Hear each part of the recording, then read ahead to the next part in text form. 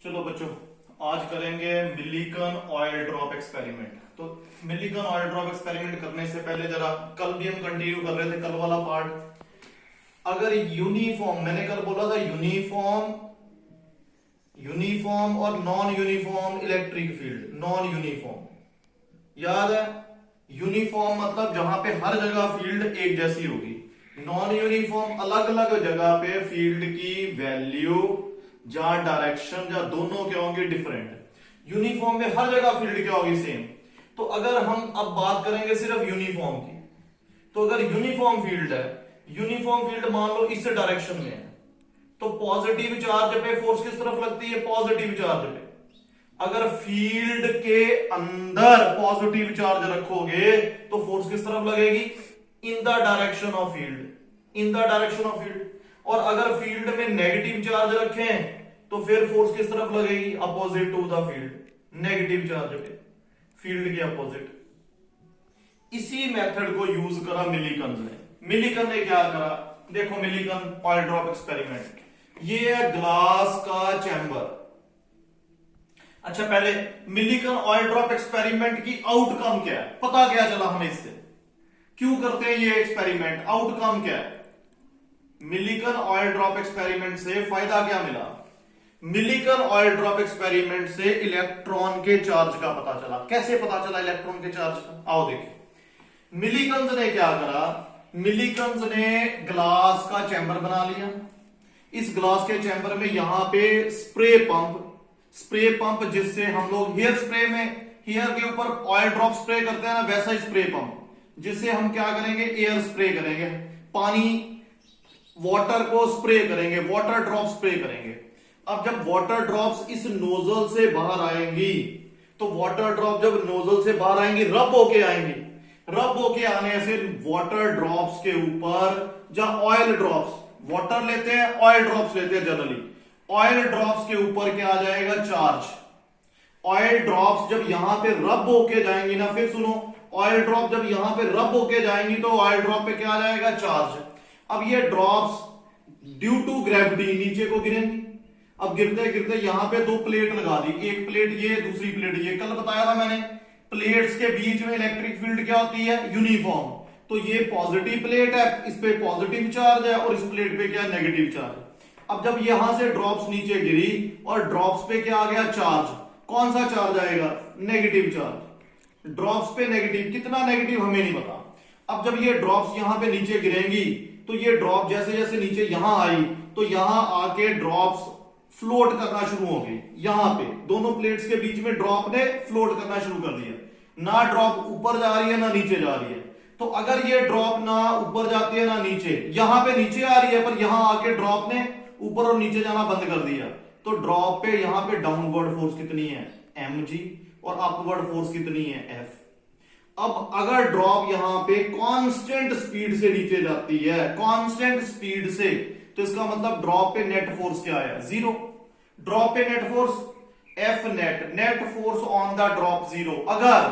अगर ड्रॉप की यहां पे वेलोसिटी क्या है, velocity of the drop constant. अगर वेलोसिटी कांस्टेंट है, अगर ड्रॉप कांस्टेंट स्पीड से नीचे जा रही है तो नेट फोर्स क्या है, 0। तो ड्रॉप पे फोर्स क्या लग रही है, ड्रॉप पे डाउनवर्ड mg, अपवर्ड क्या, f। इसका मतलब f किसके बराबर हुआ, mg। अब f क्या है, f q charge into e electric field equals to mg। अब q कितना आ गया, q आ गया mg बाय e। तो मिलीकन ने क्या करा, मोर देन 1000 ड्रॉप्स, अलग अलग तरह की 1000 ड्रॉप्स से चार्ज की वैल्यू निकाली, अलग अलग ड्रॉप्स की चार्ज की वैल्यू निकाली। और जब सारी ड्रॉप्स की चार्ज की वैल्यू निकाली तो सब पे जो चार्ज आया, Q1, Q2, Q3, Q4, Q5 so on, सब में एक चीज कॉमन आई, क्या, इस पे चार्ज आया मान लो 3 इंटू 1.6 इंटू 10 की पावर माइनस 19। इस पे चार्ज आया 5 इंटू 1.6 इंटू 10 की पावर माइनस 19। इस पे सो ऑन, मतलब सब चार्जेस में मल्टीपल क्या आ रहा है, 1.6 into 10 raise to power minus 19। हर चार्ज किसका मल्टीपल था, 1.6 into 10 raise to power minus 19। तो इसका मतलब जितने भी चार्ज आए, हर चार्ज क्या आया, n इंटू ई साथ में आया। इसीलिए ये क्या मान लिया गया, this is the charge on electron. तो ये ड्रॉप्स पे हो सकता है एक इलेक्ट्रॉन आया हो, 2, 3, 5, 7, तो इसीलिए 1000 ड्रॉप्स को जब चेक करा तो सब ड्रॉप्स में क्या आया, n इंटू ई, मतलब हर एक ड्रॉप में n मल्टीप्लाई ई आया। हर ड्रॉप का जो चार्ज आया वो E का मल्टीपल आया, मतलब उसकी लीस्ट फ्रैक्शन क्या थी, E। सबसे स्मॉलेस्ट फ्रैक्शन उसमें क्या थी, E। इसीलिए सारी ड्रॉप्स पे चार्ज क्या मान लिया गया, हर ड्रॉप पे चार्ज क्या है, मल्टीपल ऑफ चार्ज 1.6 इंटू 10⁻⁻19। तो ये चार्ज फिर क्या, चार्ज ऑन इलेक्ट्रॉन। तो ये बच्चों समझ आया, देख लो ध्यान से। तो स्क्रीन पॉज करो, नोट कर लो। चलो बच्चों आओ देखें, अब नेक्स्ट टॉपिक है फोर्स। किस पे, force and field, force and torque, force and torque on dipole. Dipole, force और टॉर्क किस पे देखनी है, फोर्स और टॉर्क डाइपोल पे, placed in uniform electric field. अच्छा बच्चों देखो हमने क्या करा, देखो मैंने ये लाइन बनाई, ये लाइन कौन सी है, इलेक्ट्रिक फील्ड की, ये फील्ड है। तो मैंने ये लाइन से फील्ड रिप्रेजेंट कर दी, फील्ड इस तरफ है। कैसी फील्ड है, यूनिफॉर्म, हर जगह पे, यहां पे, यहां पे, यहां पे, हर जगह फील्ड की वैल्यू क्या, सेम, हर जगह पे फील्ड की वैल्यू सेम, यूनिफॉर्म फील्ड है। इस फील्ड में हमने क्या रख दिया, डाइपोल, ये डाइपोल, ए बी डाइपोल, ये dipole, negative charge positive charge, दोनों चार्ज के बीच की डिस्टेंस कितनी, 2 है। ये डाइपोल NaCl हो सकता है, HCl हो सकता है, H2O हो सकता है, कोई भी हो सकता है डाइपोल।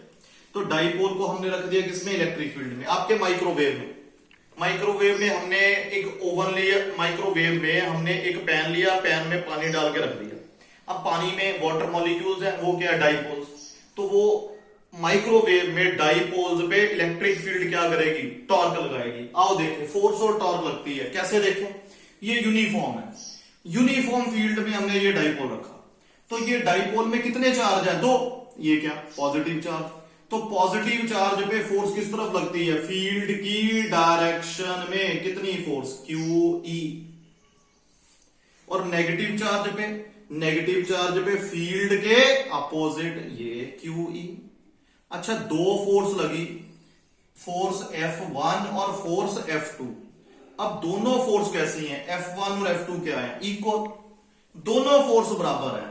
तो नेट फोर्स इस सारे डाइपोल पे, नेट फोर्स कितनी, net force, total force dipole पे, अकेले अकेले चार्ज पे देखे तो फोर्स है, पर कंप्लीट एक यूनिट पे, पूरे डाइपोल पे देखे, net force on dipole, dipole पे नेट फोर्स कितनी, net force 0।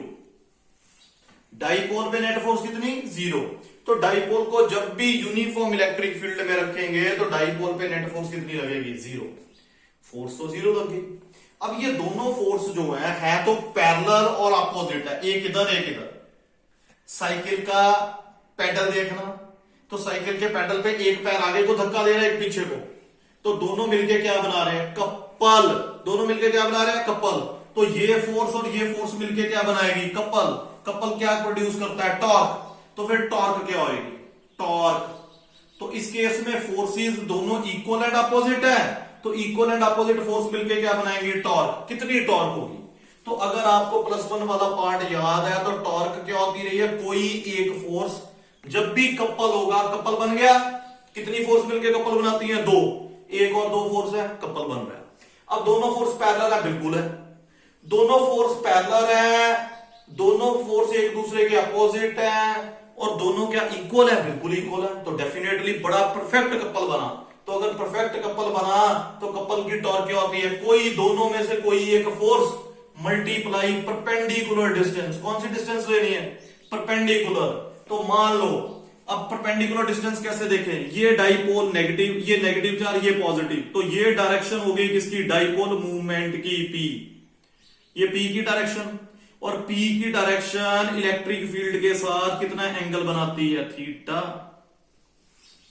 Field dipole movement field की डायरेक्शन के साथ कितना एंगल बनाती है, थीटा। तो यहां से ये फोर्स और ये फोर्स हमने यहां से परपेंडिकुलर ड्रॉप करा। क्या करा, B से परपेंडिकुलर ड्रॉप कर दिया। तो A, B और ये C ये परपेंडिकुलर ड्रॉप कर दिया। ये वाली लेंथ कितनी है, ये 2a, तो ये परपेंडिकुलर डिस्टेंस हुई ना, एक फोर्स ये दूसरी फोर्स ये, दोनों फोर्स के बीच की परपेंडिकुलर डिस्टेंस ये, तो ये कितनी डिस्टेंस आ गई 2a cos theta, 2a sin theta. कैसे, base hypotenuse perpendicular, perpendicular by hypotenuse क्या होता है sin थीटा, तो ये क्या आ गया 2a sin थीटा। अब ध्यान से सुनो, कपल की डेफिनेशन क्या है, इक्वल एंड अपोजिट फोर्सेस, और परपेंडिकुलर डिस्टेंस क्या लेनी होती है, परपेंडिकुलर डिस्टेंस लेनी है दोनों फोर्सेस के लाइन ऑफ एक्शन के बीच की परपेंडिकुलर डिस्टेंस, ये आ गई, तो कितनी आ गई 2a sin थीटा।